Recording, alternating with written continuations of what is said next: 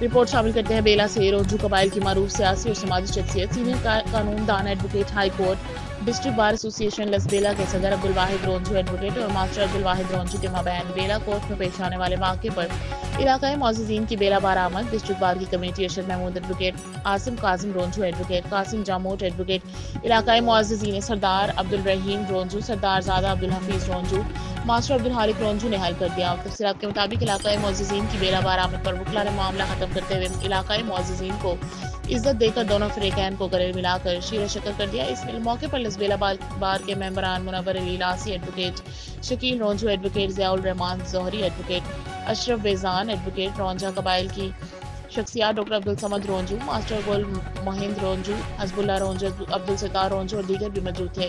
वकला बरादरी की जानिब से आने वाले मेहमानों को टी पार्टी दी गई। आखिर में इत्तफाक, इत्तेहाद, इफ़हाम और तफहीम दरगुजर एक दूसरे को बर्दाश्त करने की दुआ की गई। दोनों फरीकैन ने एक दूसरे का शुक्रिया अदा किया। रिपोर्ट सरदार अब्दुल रहीम रोंजू, JNN TV लसबेला।